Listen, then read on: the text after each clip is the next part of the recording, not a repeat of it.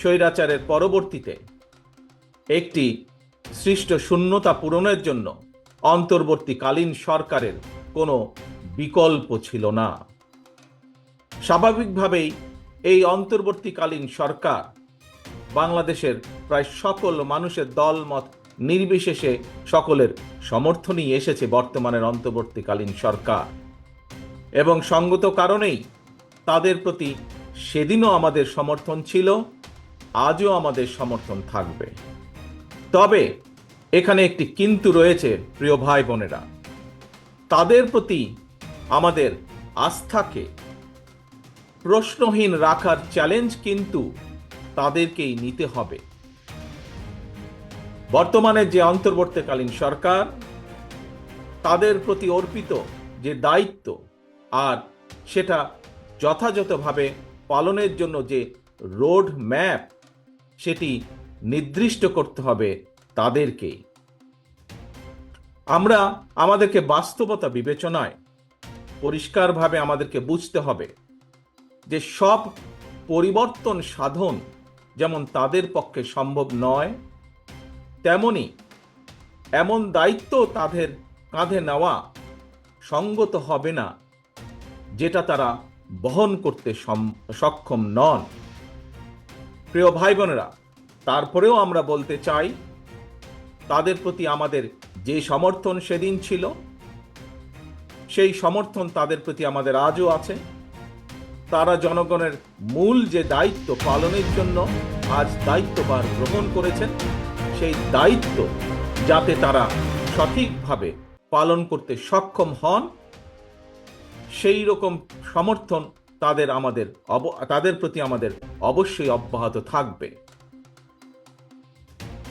প্রিয় ভাই বোনেরা, আমাদের আরেকটি বিষয় আজ অনুধাবন করতে হবে, বাস্তবতা বুঝতে হবে।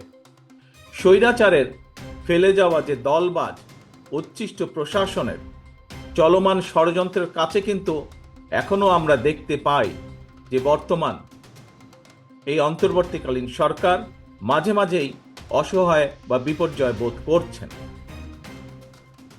এর অবসান যদি না হয়, তাহলে দেখা যাবে যে এদের বেড়াজালে আবদ্ধ বর্তমান অন্তর্বর্তীকালীন সরকার ছোট ছোট বিপর্যয়কে একসময় মহা বিপদ হিসাবে নিজেদের সামনে দেখতে পাবেন, এবং স্বাভাবিকভাবেই তখন প্রতিকারের পথও হয়ে যাবে অত্যন্ত সংকীর্ণ। প্রিয় ভাই বোনেরা, আমাদের সকলকে একটি বিষয় বুঝতে হবে, অনুধাবন করতে হবে।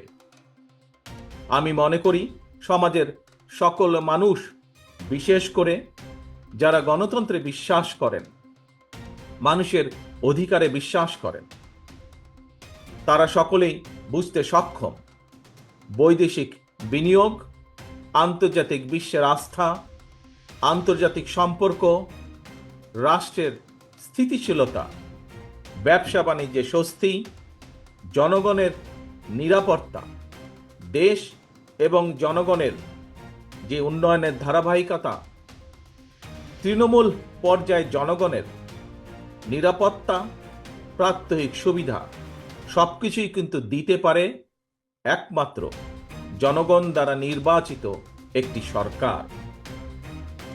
আমাদের যদি এই বিষয়গুলোকে খেয়াল রাখতে হয়, তাহলে অবশ্যই নির্বাচিত সরকারের কোনো বিকল্প নেই। প্রিয় ভাই বোনেরা, আগস্টের যে মহাবিপ্লব,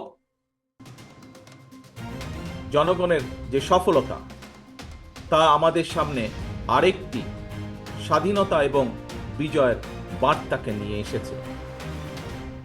স্বৈরাচার পতনের এই মহা সমরে, এই যুদ্ধে বা এই আন্দোলনের সফলতা দেশের সর্বস্তরের মানুষ, রাজনৈতিক দল, ছাত্র জনতা, গৃহিণী, শ্রমিক সবার অবদানকে আমরা যদি মর্যাদা দিতে ব্যর্থ হই, কিংবা 17 বছর ধরে অবিরাম আন্দোলনে গুম খুন, হামলা মামলা আর নির্যাতনে পৃষ্ঠ লক্ষ লক্ষ রাজনৈতিক কর্মীর অবদানকে যদি আমরা যথাযথ মূল্যায়নে সমর্থ না হই, তাহলে ইতিহাস কিন্তু আমাদের কাউকেই ক্ষমা করবে না।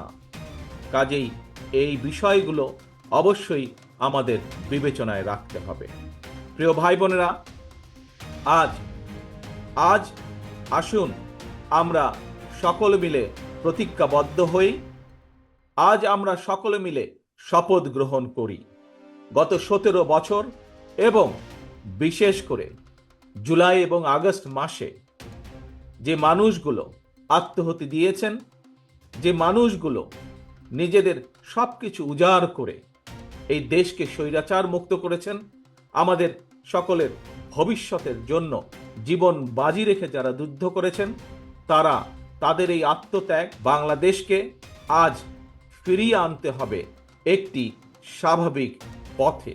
বাংলাদেশের মানুষ যা প্রত্যাশা করে, দলমত নির্বিশেষে প্রতিটি মানুষ জীবনের যে নিরাপত্তা প্রত্যাশা করে, প্রতিটি শিশু, প্রতিটি ছাত্রছাত্রী শিক্ষার যে নিরাপত্তা, শিক্ষার যে গ্যারান্টি চায়, আমাদেরকে প্রতিটি কৃষক তাদের কাজের যে স্বীকৃতি চায়, এই সকল কিছু পর্যায়ক্রমিকভাবে ধীরে ধীরে আমাদেরকে প্রতিষ্ঠিত করতে হবে।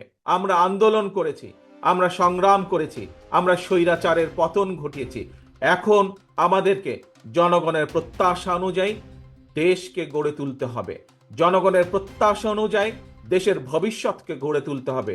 জনগণের প্রত্যাশা অনুযায়ী, দেশের মানুষের প্রত্যাশা অনুযায়ী বাংলাদেশের ভবিষ্যৎ প্রজন্ম, তাদের জন্য একটি নিরাপদ, বৈষম্যহীন বাংলাদেশ গড়ার কাজ আমাদেরকে হাতে নিতে হবে।